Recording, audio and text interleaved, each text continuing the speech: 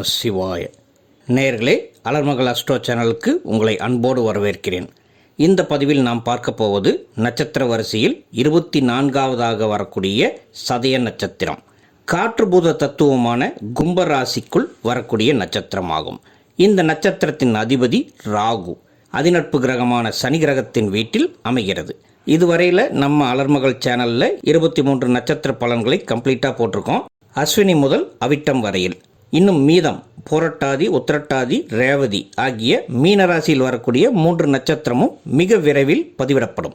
உங்களுடைய சொந்தங்கள் மற்றும் நண்பர்கள் எந்த நட்சத்திரத்தில் பிறந்திருப்பாங்கன்னு உங்களுக்கு தெரிந்தால் அவங்களுக்கு ஃபார்வர்ட் பண்ணிவிடுங்க. அவங்களும் பார்த்து பயன்பெறட்டும். முதல் முறையாக எங்கள் சேனலை பார்ப்பவர்கள் சப்ஸ்கிரைப் பண்ணி வைங்க. நிறைய பேர் கேட்குறீங்க, இன்னும் அந்த நட்சத்திரம் வரல, இந்த நட்சத்திரம் வரல என்று. நீங்கள் சப்ஸ்கிரைப் பண்ணி வைத்திருந்தீர்கள் என்றால் உங்களுக்கு எங்களுடைய பதிவுகள் உடனுக்குடன் கிடைத்துவிடும். எல்லோருமே ஏதாவது ஒரு நட்சத்திரத்தில் பிறந்திருப்போம். நீங்கள் ஷேர் பண்ணும்போது மற்றவங்களுக்கும் அது பயன்பெறும். நன்றி. இப்போது சதய நட்சத்திரம் ராகுவின் 3வது மற்றும் இறுதியான நட்சத்திரம். கும்பராசியில் முழுமையாக அமைந்த நட்சத்திரத்தின் வாழ்க்கை சூட்சமங்கள், இயல்பான குணங்கள் மற்றும் தொழில்முறை மேன்மைகளை பற்றிய சிறு குறிப்பு. சதயம் இது ஒரு ராட்சச கணம் பொருந்திய நட்சத்திரமாகும். பல அதிசயங்களை உள்ளடக்கிய நட்சத்திரம் என்று சொல்லலாம். திருவாதிரை, சுவாதி, சதயம் ஆகிய 3ம் ராகுவின் நட்சத்திரமாகும். இதில் ராகுவின் முழு ஆற்றலும் வெளிப்படும் நட்சத்திரம் இந்த சதயம்தான். ராகுவின் நட்சத்திரம் 3மே காற்று ராசியின் உள்ளேயே வரும். இந்த நட்சத்திரத்தின் அதிதேவதை யமதர்மன். ஒரு சில நூல்களில் வருண தேவனையும் வடக்கில் துர்கா தேவியையும் வணங்குகிறார்கள். சதயம் என்ற வார்த்தைக்கு அர்த்தம் என்னவென்றால் 100 என்று பொருள்படும். ராகு விஷத்தன்மையை உள்ளடக்கிய சாயா கிரகம். ஆக இந்த நட்சத்திரம் 100 வகையான பாசானத்தை குறிக்கும், அல்லது 100 வகையான மருத்துவங்களை தெரிந்து வைத்திருக்கக்கூடிய மருத்துவரை குறிக்கிறது. 100 பூக்கள் 100 நட்சத்திரத்தின் ஆற்றல் என்றும் குறிப்பிடுகிறார்கள். இது குணப்படுத்தும் நட்சத்திரமாகும். யமபயமின்றி இறப்பின் விளிம்பில் இருப்பவர்களையும் வாழ வைக்கக்கூடிய நட்சத்திரம் என்று சாஸ்திரங்கள் சொல்கிறது. இதன் சின்னம் 100 நட்சத்திரங்கள் அல்லது வட்ட வடிவம். விலங்கு பெண் குதிரை, மரம் கடம்பு மரம், பறவை அண்டங்காக்கை.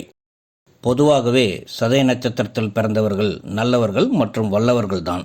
ஆனால் மற்றவர்கள் கண்ணிற்கு இவர்கள் வேறு விதத்தில் தெரிவார்களாம்.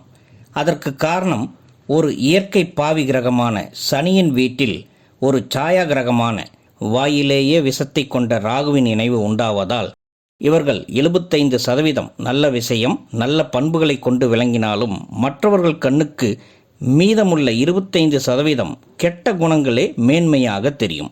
நல்ல குணங்கள் மற்றவர்களின் பார்வைக்கு மாஸ்க் போட்டது போல அல்லது புகை போட்டது போல மறைந்து விடுகிறது. இதுதான் இவர்கள் வாங்கி வரும் விதி என்றே சொல்லலாம். ராகுவின் இந்த சதய நட்சத்திரமே ராகுவின் கர்ம பதிவையே வாங்கி வருகிறது. இதனால் இவர்கள் தீய தொடர்புகளால் கெடுபலன்களை அனுபவிக்கும் விதி கொண்டவர்களாகின்றனர்.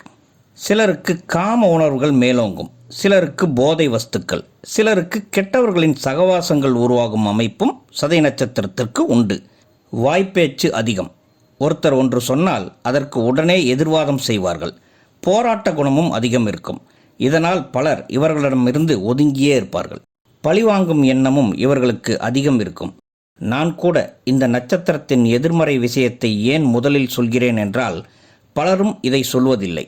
ஆனால் இந்த நெகட்டிவ்ஸ்னால் உங்களுடைய முன்னேற்றம் தடைபடுகிறது என்பதை தெரிந்து கொண்டால் இதையெல்லாம் நீங்களே கண்ட்ரோல் பண்ணிக்கொள்ள முடியும். சுத்தமாக அதை எல்லாத்தையும் விட்டொழியவும் முடியும். அதற்கு சனி கிரகமும் துணையாக இருக்கும். மீண்டும் சொல்கிறேன், சதயம் நட்சத்திரத்திற்கு எக்கச்சக்கமான நல்ல குணங்கள் உண்டு. ஒரு அண்டா பாலில் ஒரு துளி விஷம் போல அனைத்தையும் கெடுத்துவிடும் இந்த நெகட்டிவான குணங்கள். இதனால் இவர்கள் குடும்பத்தில் உள்ளவர்களே அல்லது பெற்றோர்களே இவர்களை ஒதுக்கி வைக்கும் நிலையை பலரும் சந்திக்கிறார்கள் என்றால் அது மிகையே அல்ல. இதை உணர்ந்து கொள்ளும் தன்மையும் இவர்களுக்கு உடனே வந்துவிடாது. பிடிவாத குணமும் சேர்ந்து கொண்டு இவர்களை மேன்மைக்கு வரவிடாமல் தடுக்கும். ஆனால் இவர்கள் மட்டும் உணர்ந்து தெளிந்து விட்டால் அப்புறம் இவங்க தான் ராஜா. உண்மையான உதாரணம் ஒன்று சொல்கிறேன். இந்த நட்சத்திரத்தில் பிறந்து பல சாதனைகளை புரிந்து பலருக்கும் எடுத்துக்காட்டாக வாழ்ந்து தமிழ்நாட்டையே ஆண்டு புகழ்பெற்ற தஞ்சாவூர் கோவிலை நிறுவிய ராஜராஜ சோழன் இந்த சதய நட்சத்திரத்தில் தான் பிறந்தார். அவ்வளவு அற்புதம் நிறைந்த நட்சத்திரத்தின் நல்ல குணங்கள் என்று பார்த்தால் போராடும் குணம், அதுவும் மற்றவர்களின் நலனுக்காக போராடும் குணம், அறிவாளிகள், கடின உழைப்பாளிகள், உடல் வலிமை மற்றும் மன வலிமை இரண்டும் கொண்டவர்கள், புதுமையான சிந்தனை மிக்கவர்கள், இரக்க குணம், இரகசியம் காப்பவர்களாக இருப்பார்கள். பரந்த மனப்பான்மை, நேர்மை, வசீகரத்தன்மை, உயர்ந்த கொள்கை, சுதந்திரமாக வாழ வேண்டும் என்ற எண்ணம், ஆராயும் குணம், படிப்பில் வல்லமை என்று நிறைய நல்ல குணங்கள் இவர்களுக்கு உண்டு. அமைதியான ஒதுங்கி போகும் தன்மை கொண்ட சனியின் வீட்டில் இருந்தாலும் கும்பராசி காற்று ராசி என்பதால் அதில் ராகுவின் சீரிப்பாயும் தன்மையை வெளிப்படுத்துவதால் வாதம், விதண்டாவாதம், விவாதம் இவர்களுக்கு கைவந்த கலையாக இருக்கும். அதில் போராட்ட குணமும் சேர்வதால் போராடி வெற்றி பெறுவார்கள். இவர்களிடம் பேசி ஜெயிக்க முடியாது. இந்த விஷயத்தை இவர்கள் நல்ல விதமாக பயன்படுத்தும் போது நல்ல உயரத்திற்கு வளர்கிறார்கள். சிறந்த வக்கீல்களாக, அரசியல்வாதிகளாக, மேடை பேச்சாளர்களாக, விவாத மேடை நடத்துபவராக, மாபெரும் சமூக சேவகராக உருவாவார்கள். சதய நட்சத்திரத்தை வடமொழியில் சதாபிசா என்று அழைப்பார்கள். அதாவது 100 ஆண்டுகள் வாழக்கூடிய ஆயுளை கொண்டவர்கள் என்று ஒருபுறம் சொல்கிறார்கள். ராகுவினால் ஏற்படும் தடைகள் மற்றும் மாயைகளிலிருந்து விடுபட வைக்கும் தெய்வம் துர்காதேவி என்பதால் இவர்களுக்கு ஆயுள் பலம் அதிகம் உண்டு என்று வடக்கிலும், யமதர்மனின் நட்சத்திரம் என்பதால் ஆயுள் கூடுதலாக வாழ்வார்கள் என்றும் சொல்லப்படுகிறது. இந்த நட்சத்திரத்தில் பிறந்தவர்களுக்கு பார்க்க முடியாத சக்திகளை உணரும் தன்மை உண்டு. கேட்கும் திறன், அறியும் திறன் அதிகம் இருக்கும். அமானுஷ்ய சக்தியும் சிலருக்கு உருவாகிறது. சொல்லும் வாக்கு பலிதமாகிறது. ராகு இவர்களின் ஜாதகத்தில் சரியாக நல்ல நிலையில் சுபத்துவமாக அமைந்துவிட்டால் இவர்களின் ஆற்றலே அருமையாக இருக்கும். எல்லா விஷயத்தையும் தொலைநோக்கு பார்வையுடன் காண்பார்கள். பெரிய அளவில் நன்மை தரும் வகையில் இந்த ராகுவின் தாக்கம் இருக்கும். அதுவே ராகு கிரகம் மறைவு ஸ்தானமான 6, 8 மற்றும் 12ஆம் வீட்டில் இருந்தோ அல்லது அசுப கிரகங்களான சனி, செவ்வாய், தேய்பிறை சந்திரன், சூரியனின் பார்வையோ இணைவுகளோ இருந்தால் பாதிப்பை தரும். ராகு என்றாலே பிரம்மாண்டம், விரிவுபடுத்துதல், பல துறையில் தன்னை ஈடுபடுத்திக் கொள்ளுதல், பல மொழிகளை ஆதரித்தல், கற்றுக்கொள்தல், பல நாடுகளுக்கு பயணம் செய்தல், பல இன மக்களுடன் பேதமின்றி பழகுதல், கலப்பு திருமணத்தை ஆதரித்தல், மற்றவர்களின் பிரச்சனைகளில் தலையிட்டு அதை சரி செய்து கொடுத்தல், மருத்துவ முறைகளிலேயே கெட்டதை அளிக்கும் தன்மை, அதாவது உயிராற்றலில் இருக்கக்கூடிய கெட்ட விஷயத்தை அளிக்கும் மருத்துவமான pranic healing, reiki healing, acu healing, tai chi, breath work, yoga, spiritual healing, emotional freedom techniques, crystal healing, psychotherapy போன்ற ஹீலிங் விஷயங்கள் இவர்களுக்கு கைத்தேர்ந்த கலையாக இருக்கும். அது மட்டுமல்லாமல் ஃபோட்டோகிராஃபி, சீக்ரெட்டான விஷயங்களை தெரிந்து கொள்ளக்கூடிய ஆர்வம், டிடெக்டிவ் அறிவு, சீக்ரெட்டான கதை கட்டுரை எழுதுதல், சினிமா துறையில் ஆர்வம், லாஜிஸ்டிக்ஸ், டிரான்ஸ்போர்ட் விஷயங்களில் ஈடுபடுதல் போன்றவற்றில் முழுமூச்சுடன் இறங்கி பணி செய்வார்கள். சதய நட்சத்திரக்காரர்களுக்கு இவை அனைத்துமே பொருந்தும். இவர்கள் யாரையும் ஏமாற்ற நினைக்க மாட்டார்கள். தன்னையும் யாரும் ஏமாற்றக்கூடாது என்று நினைப்பார்கள். அப்படிப்பட்டவர்களை உடனே வெறுத்து ஒதுக்கிவிடுவார்கள். இவர்கள் அமைதியாக இருக்கவே விரும்புவார்கள். ஆனால் சூழ்நிலை விடாது. கோபம் வந்தால் அதீத கோபம் வரும். அதுவும் ஆக்ரோஷத்துடன் கோபம். சத்தமிட்டு சண்டையிடுவார்கள். ஆனால் அன்பை எதிர்பார்ப்பார்கள். சதய நட்சத்திரத்தில் பிறந்தவர்களுக்கு எப்படியும் ஏதாவது ஒரு திறமை இருக்கும். அறிவு, புகழ், படிப்பு, பொருளாதாரம், அழகு, உடலமைப்பு என்று ஏதாவது ஒரு யோகம் இவர்களுக்கு இருக்கும். அதை சரியாக வளர்த்தி பயன்படுத்தினாலே இவர்கள் வாழ்க்கையில் ஜெயித்து விடுவார்கள். சதய நட்சத்திரத்தில் 4 பாதங்களில் பிறந்தவர்களுக்கும் எப்படிப்பட்ட தொழில்கள் அமையும் என்பதை பார்க்கலாம். சதயம் முதல் பாதத்தில் பிறந்தவர்களுக்கு சந்திரன் நவாம்சத்தில் தனுசு ராசியில் அமையும். அதனால் சனி, ராகு, தனுசு ராசி அதிபதி குருவுடன் சந்திரன் இணைவு உண்டாகும். அதனால் இவர்களுக்கு நுணுக்கமான நுண்ணறிவு இருக்கும். சரியாக திட்டமிடும் திறனை வளர்த்தி கொள்வார்கள். உயர்ந்த கல்வியை எளிதில் எட்டி பிடிப்பார்கள். அதன் மூலம் உயர்ந்த அந்தஸ்தான உத்தியோகத்தில் அமர்வார்கள். இவர்களுக்கு கம்ப்யூட்டர், தகவல் தொழில்நுட்பம், எலக்ட்ரானிக்ஸ், ஆராய்ச்சி, அறிவியல், சினிமா, எழுத்து, ஊடகம், கலை சார்ந்த துறைகள், மருத்துவம், மருந்து தயாரித்தல், நரம்பியல் சார்ந்த மருத்துவம், பங்குச்சந்தை, வியாபாரம், அரசு வேலைகள், சமூக நலப்பணிகள், பொது நிர்வாகம், நிதி நிறுவனங்கள் போன்ற துறைகளில் அதிகமாக ஈடுபடுவார்கள். சதயம் 2ஆம் பாதத்தில் பிறந்தவர்களுக்கு சந்திரன் நவாம்சத்தில் சனி கிரகத்தின் வீடான மகரத்தில் இருக்கும். இதனால் சனி, ராகு மற்றும் சந்திரன் இணைவு அங்கே உருவாகும். இங்கே பூமி தத்துவத்துடன் கூடிய சனியின் செயல்பாடுகள் வெளிப்படும். கற்பனை வளம் அதிகம் இருக்கும். கற்பனையில் வாழும் விதி கொண்டவர்கள். பொறுமையாக இருந்து காரியத்தை சாதித்துக் கொள்வார்கள்.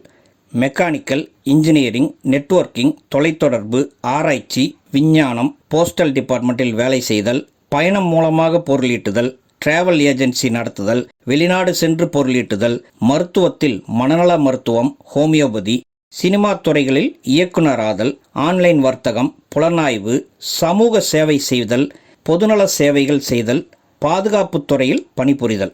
ஒரு சிலர் பத்திரிகையாளராகவும் எழுத்தாளர்களாகவும் சிறந்து விளங்குவார்கள். சதய நட்சத்திரம் 3ஆம் பாதத்தில் பிறந்தவர்களுக்கு சந்திரன் நவாம்சத்தில் சனியின் மற்றொரு வீடான கும்பத்தில் அமரும். இங்கே சந்திரன் வர்க்கோத்தமம் பெறும். 6க்குடையவன் வலுப்பெறுவதால் கடின உழைப்பு, போராட்டம், போராடியே, அதுவும் தொடர்ச்சியான போராட்டத்தை காட்டியே பொருளீட்ட வேண்டிய கட்டாயம் உருவாகும். சம்பாதிப்பதை தான் அனுபவிக்க முடியாத நிலை இந்த 3ஆம் பாதத்தில் பிறந்தவர்களுக்கு உண்டு. எந்த துறையாக இருந்தாலும் அதில் இவர்கள் கஷ்டப்பட்டு தான் முன்னுக்கு வர வேண்டும் என்ற விதி கொண்டவர்கள். ஆரம்பத்தில் கீழ்நிலை தொழில்களில்தான் தன் கால்களை பதிப்பார்கள். மார்க்கெட்டிங், ரெப்ரசன்டேட்டிவ், ஃபுட் டெலிவரி வேலைகள், பொருள் டெலிவரி செய்யக்கூடிய வேலைகள், ஃபிட்டர், பிளம்பர் போன்ற ஐடிஐ வேலைகள், சீருடை அணிந்து செய்யக்கூடிய வேலைகளான செக்யூரிட்டி சர்வீசஸ், மிலிட்டரி, இராணுவம், காவல்துறை பணிகள், மருத்துவத்தில் செவிலியர் பணி, வார்டு பாய்கள், தகவல் தொழில்நுட்ப வேலைகளிலும் குறைந்த சம்பளத்திற்கு முதலில் சேர்வது, அச்சகம், ஆடியோ வீடியோ தயாரிக்கும் பணிகள், ஹார்ட்வேர் வேலைகள் போன்றவற்றில் தன்னை முதலில் ஈடுபடுத்தி கொண்டு கொஞ்சம் கொஞ்சமாக போராடி முன்னேற்றம் அடைவார்கள். அதுவே சதயம் 4ஆம் பாதத்தில் பிறந்தவர்களுக்கு சந்திரன் குருவின் மற்றொரு வீடான மீனத்தில் சென்று அமர்வார். இங்கு சனி, ராகு, குருவோடு சந்திரனின் இணைவு உண்டாகும்.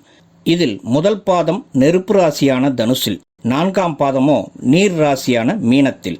குருவின் ராசியாக இருந்தாலும் நிறைய மாறுபாடுகள் உண்டாகும். எதையும் பொறுமையுடன் நிதானமாக யோசித்து முடிவெடுப்பார்கள். இரகசியங்களை காப்பவர்கள். இவர்களுக்கு பிறந்த தசை ராகு மிக குறைவான வருடங்களாக இருக்கும். அதனால் நவாம்ச அதிபதி குருவின் வலிமை குருதசாவில் கூடி உயர்கல்வியை அழகாக எட்டி பிடிப்பார்கள். மருத்துவக் கல்வி இவர்களுக்கு சிறப்பாக அமையும். பேராமெடிக்கல் துறைகள் கூட இவர்களுக்கு கை கொடுக்கும். Lab technician, physiotherapy, operation theatre technicians, dialysis மற்றும் emergency medical technicians, radiology, optometry, pharmacy, மருத்துவத்தில் சித்த மருத்துவம், ஹோமியோபதி போன்ற துறைகளிலும், வானவியல், ஆன்மீகம், ஜோதிடம், தொலைத்தொடர்பு துறை, இன்டர்நெட் வேலைகள் போன்றவற்றில் சிறந்து விளங்குவார்கள். சதயம் 4ஆம் பாதத்தில் பிறந்தவர்களுக்கு பல தொழில் செய்யக்கூடிய விதி உண்டாகும். பல தொழில்கள் செய்து பொருளீட்டி மேல்நிலைக்கு வருவார்கள். இந்த பதிவை பார்க்கும் நேயர்களுக்கு உங்கள் வீட்டில் யாராவது சதய நட்சத்திரத்தில் பிறந்திருக்கிறார்களா? அது ஆண் குழந்தையாகட்டும், பெண் குழந்தையாகட்டும், அல்லது நீங்களாகவே இருந்தாலும் உங்கள் ஜாதகத்தில் நீங்கள் பார்க்க வேண்டிய 2 முக்கியமான விஷயம் என்னவென்றால், முதலாவதாக ராகு உங்கள் ஜாதகத்தில் சுபத்துவமாக இருக்கிறதா, சுபரின் பார்வையுடன் உள்ளதா, அல்லது சுபரின் வீட்டில் உள்ளதா என்பதை தெரிந்து கொள்ளுங்கள். அதாவது குரு, சுக்கிரன் அல்லது புதனின் வீட்டில் இருந்தால் அது நல்லது. குரு பார்வை சுக்கிரன் பார்வையுடன் இருந்தால் அது உங்களுக்கு அதிர்ஷ்டம் என்று எடுத்துக்கொள்ளலாம். அடுத்து ராசி அதிபதி சனி கிரகம். அவர் நட்பு வீட்டிலோ அல்லது ஆட்சி பலமாகவோ உச்ச பலமாகவோ அவருடைய சொந்த வீட்டிலோ அமர்ந்திருந்தால் அப்பொழுது உங்கள் வாழ்க்கை நல்ல திசையில் செல்லும் என்பதை உறுதிப்படுத்திக் கொள்ளலாம். அப்படி இல்லை என்றால் எல்லா விஷயத்திற்கும் போராட வேண்டி வரும். சாதாரணமாக சின்ன சின்ன விஷயத்தில் கூட போராட வேண்டியிருக்கும். படிப்பதாகட்டும், துணிமணி வாங்குவதாகட்டும், வாழ்க்கை துணையை தேர்ந்தெடுப்பதாகட்டும், அல்லது எங்காவது வெளியூர் செல்வதாக இருந்தால் கூட அந்த விஷயங்கள் அனைத்திலும் ஒவ்வொரு தடவையும் போராடித்தான் பெற வேண்டியிருக்கும். நேயர்களே, இப்போ நீங்கள் பார்த்தது ஒரு நட்சத்திரத்தின் பொது பலன்களாகும். இதோட உங்களுடைய ஜாதகத்தை சேர்த்து வைத்து பார்க்க வேண்டும். அதில் உள்ள கிரகநிலைகள், உங்கள் லக்னம், லக்னம் நின்ற நட்சத்திரம், உங்கள் ஜாதகம் யோக ஜாதகமா அல்லது தோஷம் உள்ள ஜாதகமா, இதையெல்லாம் வைத்துதான் உங்களின் தனிப்பட்ட பலன்கள் அமையும். நேயர்களே, தொடர்ந்து எங்கள் சேனலை பாருங்கள். புதுசாக பார்க்குறவங்களா இருந்தால் சப்ஸ்கிரைப் பண்ணிக்கோங்க. இதனைத் தொடர்ந்து அடுத்து மாத பலன்கள், குரு பெயர்ச்சி பலன்கள் வரப்போகிறது. சப்ஸ்கிரைப் பண்ணி இருந்தால் அனைத்தும் உங்களுக்கு உடனுக்குடன் கிடைக்கும். உங்களின் தொடர்ச்சியான ஆதரவிற்கு என்னுடைய மனமார்ந்த நன்றிகள். வாழ்க வளமுடன். ஓம் நம சிவாய.